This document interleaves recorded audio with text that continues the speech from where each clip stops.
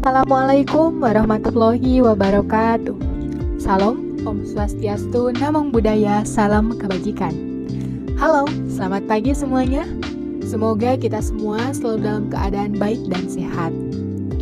Perkenalkan, saya Widi Alipia, mahasiswa Pendidikan Sosiologi Angkatan 2020, kelas 3B, Fakultas Pendidikan Ilmu Pengetahuan Sosial, Universitas Pendidikan Indonesia.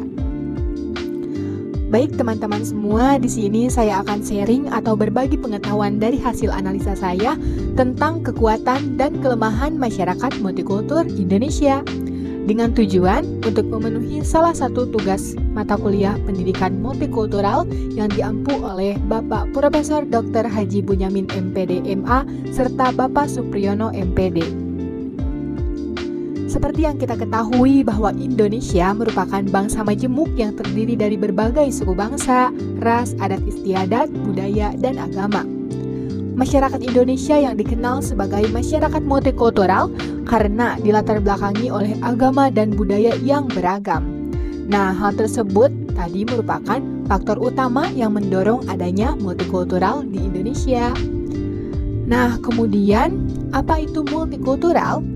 Multikultural ini merupakan suatu istilah yang digunakan untuk menjelaskan suatu pandangan mengenai ragam kehidupan yang ada di dunia atau suatu kebijakan kebudayaan yang menekankan penerimaan tentang adanya keragaman, kebinekaan, pluralitas sebagai realitas utama dalam kehidupan masyarakat yang menyangkut nilai-nilai sistem sosial budaya dan politik. Dijelaskan juga bahwa masyarakat multikultural atau multicultural society merupakan masyarakat yang terdiri dari banyak kebudayaan yang saling mendukung kebudayaan dan menghargai antara satu sama lain. Jadi, bahwa masyarakat yang berbudaya yang berbeda-beda tapi memiliki kedudukan yang sederajat. Multikultural di Indonesia ini terbentuk oleh beberapa faktor, yaitu faktor sejarah, faktor pengaruh kebudayaan asing, faktor geografis, faktor fisik dan geologi, faktor agama, faktor iklim, serta faktor keberagaman ras.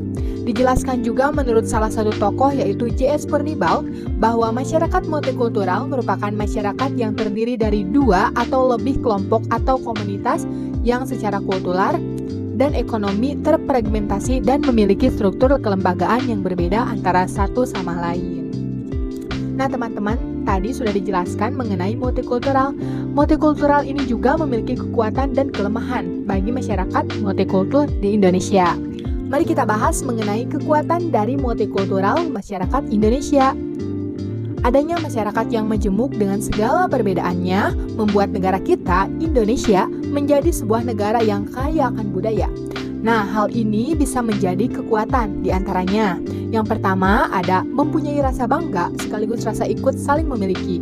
Nah, hal ini bisa diciptakan melalui kebersamaan, persaudaraan, sehingga akan menjadi persatuan yang lebih kuat. Kemudian yang kedua, bisa saling berbagi ilmu pengetahuan dan saling menghargai antara satu sama lain dengan budaya yang berbeda, sehingga menggambarkan apabila perbedaan tersebut bukanlah suatu pembatas untuk menjalin suatu hubungan. Kemudian yang ketiga, perbedaan dari multikultural ini bisa juga memunculkan rasa toleransi. Berada dalam satu atap NKRI akan menimbulkan rasa persaudaraan yang erat. Nah, hal ini akan menciptakan rasa toleransi dan saling menghargai perbedaan yang ada. Kemudian juga, keberagaman budaya ini bisa menjadi daya tarik wisata bagi warga asing, sehingga mereka tertarik untuk mempelajari dan mengunjungi Indonesia.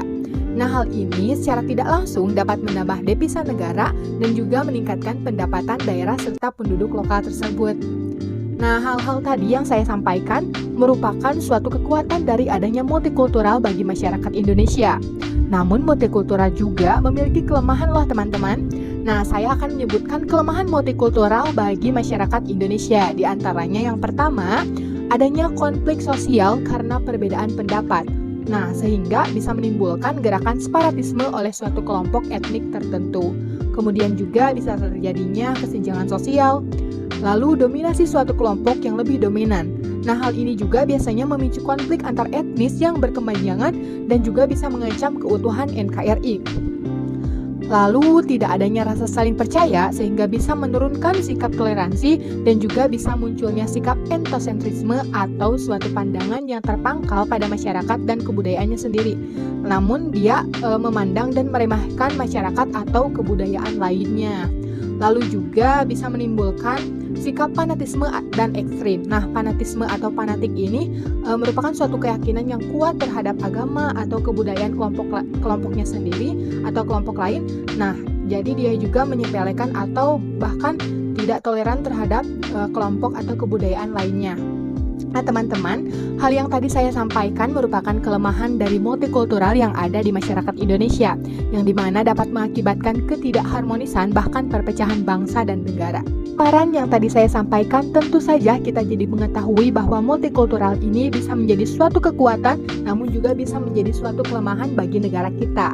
Semoga kita semua selalu senantiasa menerapkan sikap toleransi, sikap saling menghargai antara satu sama lain, walaupun berbeda agama, berbeda ras, suku bangsa, dan yang lainnya, agar negara kita selalu berbineka tunggal ika. Nah, teman-teman sekalian, hal tadi cukup saya sampaikan. Semoga sharing saya kali ini dapat memberikan pengetahuan baru bagi pendengar. Dan mohon maaf apabila masih banyak kekurangan. Sekian dari saya, Widi Alipia. Terima kasih banyak. Wassalamualaikum warahmatullahi wabarakatuh.